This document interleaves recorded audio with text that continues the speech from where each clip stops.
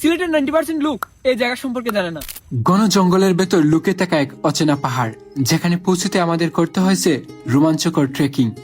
পাহাড়ে উঠতেই দেখা মিলেছে বন্য বানরের, আর চূড়ায় পৌঁছে চোখের সামনে ভেসে উঠেছে পাহাড়ের পর পাহাড়। নিচে শান্ত এক লেক, চারপাশে মেঘে ঢাকা প্রকৃতি, আর ঠিক সেই মুহূর্তে শুরু হয় পাহাড়ি বৃষ্টি। সবকিছু মিলিয়ে দৃশ্যটা মনে হচ্ছিল সিনেমার কোনো অংশ। তো এখন আমরা আছি সেই টিলার যাওয়ার উদ্দেশ্যে। এখান থেকেও কিন্তু খুব সুন্দর ভিউ দেখা যায়। আমি যদি একটু সামনে আপনাদেরকে দেখাই,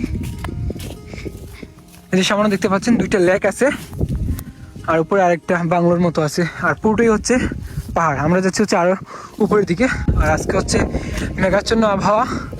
সো বুঝতেই পারছেন একটু পরে হচ্ছে বৃষ্টি হবে। তো বৃষ্টি অলরেডি চলে আসছে, আর আমরা হচ্ছে এই পাহাড় দিয়ে ট্রেকিং করতেছি। আমি যদি সামনের পাহাড়টা দেখাই, এই যে, আর রাস্তাটা হচ্ছে এরকম পুরোটা পাথর,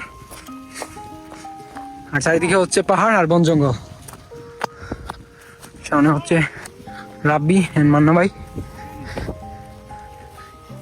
ভাই কি অবস্থা আপনার?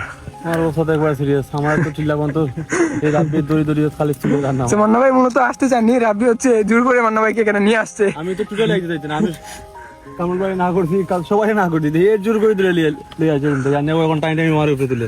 রাস্তাটা দেখতে পাচ্ছেন একদম জঙ্গলের মধ্যে দিয়ে, আর আশা করি উপরে গেলে আরো সুন্দর ভিউ দেখতে পারবো। এখান থেকে মোটামুটি অনেক সুন্দর ভিউ দেখা যায়, আশেপাশের সমস্ত গ্রামের ভিউ কিন্তু খুব ক্লিয়ারলি পাহাড়ের উপর থেকে দেখা যায়। আমরা হচ্ছে একদম গন্তব্যে চলে আসছি, একটু সামনে গেলেই আমরা পৌঁছে যাব সেই কাঙ্ক্ষিত জায়গায়। আর এখান থেকে যদি ভিউটা আপনাদেরকে দেখাই, যদি বা বৃষ্টি হচ্ছে যার জন্য সানলাইট নাই, বাট তারপরেও আশা করি ক্লিয়ারলি দেখতে পাচ্ছেন।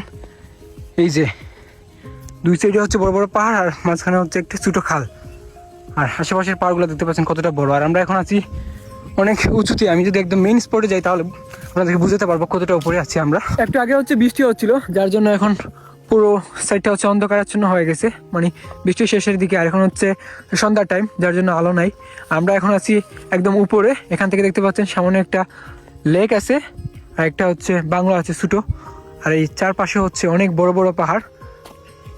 সো এখানে আসলে কিন্তু আপনারা একই সাথে অনেকগুলো পাহাড়ের ভিউ পেয়ে যাবেন। চারিদিকটা হচ্ছে একদম পাহাড়ে ভরা। এই জায়গায় কিন্তু আমাদের নিয়ে আসছেন তামিম ভাই। সবাই কেমন আছেন?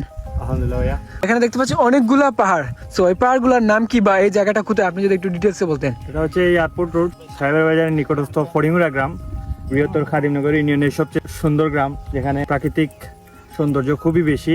আর এর পাশেই রয়েছে রুদ্রছায়া রিসোর্ট, যেটা খুবই ভাইরাল। রুদ্রছায়া রিসোর্টের খুব পাশেই এই পাহাড় অবস্থিত। আর এখানে দেখছি দুই তিনটা হচ্ছে পাহাড় পড়ছে। ওগুলো এইদিকে হচ্ছে বরজান চা বাগান, ওইদিকে হচ্ছে কালাগুল চা বাগান, আর এই এরিয়া সম্পূর্ণই হচ্ছে কালাগুল চা বাগানের আশেপাশে, আর এদিকে হচ্ছে সাহেবের বাজার।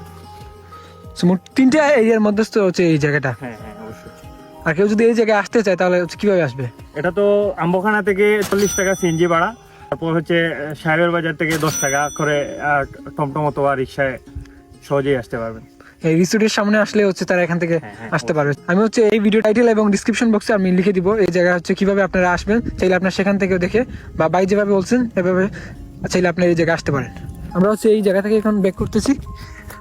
রাস্তাটা দেখতে পাচ্ছেন কতটা নিচু। তো এরকম দুই তিনটা স্টেপ যাওয়ার পরে মূলত আমরা আবার আগের জায়গায় ফিরে যেতে পারবো।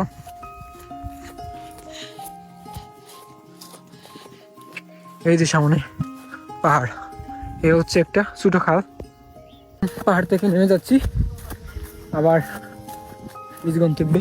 আর পাহাড় থেকে কিন্তু নামার সময় কিংবা উঠার সময় আপনারা খুব সুন্দর সুন্দর ভিউ দেখতে পারবেন চারপাশের। এই যে সামনে হচ্ছে বাইরে যাচ্ছে। সো গাইস, আজকের ভিডিও এ পর্যন্তই। দেখা হচ্ছে নতুন কোনো ভিডিওতে। ততক্ষণ পর্যন্ত ভালো থাকবেন, সুস্থ থাকবেন। আল্লাহ হাফিজ।